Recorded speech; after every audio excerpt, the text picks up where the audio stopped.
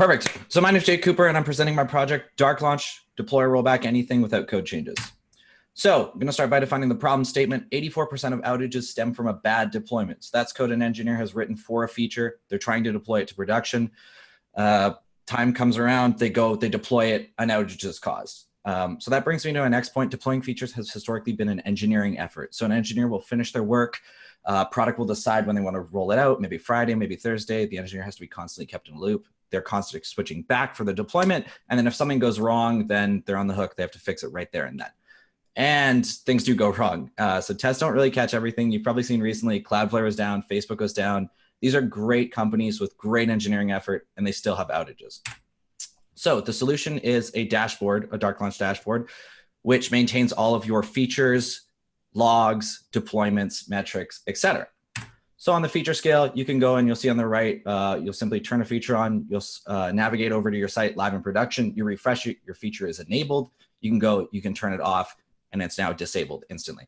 So you can deploy based on user tags, so you can deploy internally just to your company, you can deploy based on geography, based on just your clients, anything like that. And you get feature-based logging with it, so you can determine which logs are associated with which features and where the errors are coming from.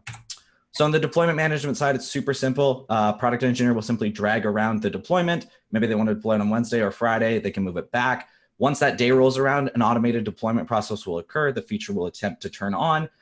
If your log spikes, what we can do is we can actually roll it back based on your thresholds and then send you an email notification or send it page.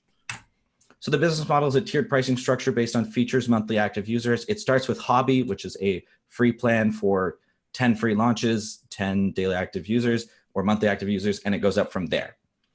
And in terms of progress to date, what we have is a functional prototype or functional product. It's working, it's in the hand of a couple of customers. And right now we're doing initial product testing. So we are jumping on Zoom with them. We are seeing how they onboard, how they use that product, and we are incorporating that feedback.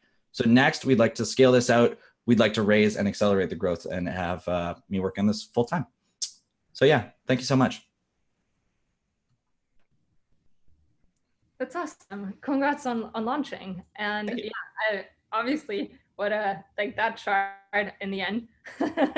Yeah, it's kind of cute, right? Yeah, no, it's really awesome. Anyway, so I think like when I saw this first, or like it just seems like an absolute no-brainer to me, because these days all companies are tech companies. Everyone's building something that they need to launch, they need to roll out, and like being on pager duty is just extremely unpleasant. I know that our engineers like rotate, and it's just not something that people are excited about. And then exactly.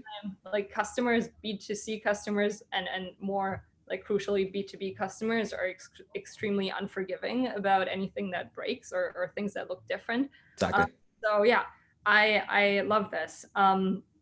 So can you tell us a little bit more about like, how does the process look like today? How are these rollouts being done or deployments being done without your product?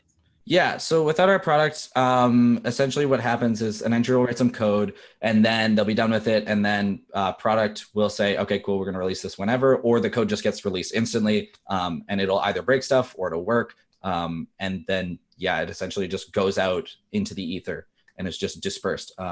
If it's on a small scale, there's no planning. And if it's on a larger scale, there is planning, but that takes bandwidth away from the engineer from actually writing more features. Yeah. And how does your product detect the failures, the mistakes coming in? So the logs will come back through our servers. You can either log them explicitly or implicitly. There's a little API documentation on it. Yeah, so you just log through it. It'll go through a pipe. It'll get bucketed, and then you can bucket those, set your threshold, and then based on those buckets, it will turn off if you would like it to. Yeah. The other thing that I really love about your product is that it seems like you can start adopting it, like it have this perfect developer first sales model where one developer or one team can adopt it and then it spreads into the entire organization. Is that how you think about customer acquisition? How do you go about customer acquisition? Yeah, so the idea when I was building this is like, this has to be super simple. It has to be like brain dead easy to integrate. So I've made it such, so it's super easy. You essentially just drop a config file into whatever your project you're using. You install whatever language specific tool you'd like, and then you just go with it. So yeah, you can essentially just drop it into any project, and then You can add your launches, you can do your deployments. It's supposed to balloon out from there. And I'd really like to get some metrics logging, whatever, into there in a really cool way, similar to Grafana. So this is your kind of like one-stop shop for everything. You're like, oh, something's broken or something's not working correctly, pop open Darklaunch and get in there. Yeah, very cool. So how have your early customers found you so far? Basically just word of mouth, honestly. Like I've been kind of shopping this around to people. I haven't released this on Product Hunt because I just keep getting people being like, hey, we want to use this. Like, can you, like set us up with this? And I'm like, yeah, sure. So I've kept it to like a very, very small set of users, but I have people who are just asking for it. So that's why I'm raising is I have a full-time job. I would like to work on this full-time because I straight up just don't have enough time. Yeah. What is some of the early feedback you've been getting from your users? They would like a little bit more configuration. So what is happening right now is they're just Booleans. So they're turning off and on. So they're having to make multiple Booleans for multiple different customers. So what they'd really like is like, in terms of like, let's say an API rate limit, they'd like to set that rate limit based on, oh, it's this customer, and then this is their rate limit. Oh, it's this customer, this is their rate limit, and anything like that. So just additional configuration is usually the big one. Yeah, awesome. I guess to close this out, like what are some things you would start building immediately if you were successful with your raise? I would start building out the logging visualization. I would make everything just like super easy. I really want to just like hammer out those pain points. There's a couple of times in onboarding users, you'll see something, they'll go somewhere and, just making it like super simple. And then, just making beautiful graphs, making sure the system is rock solid, and then making sure it scales, honestly, because this is going to take a lot of volume.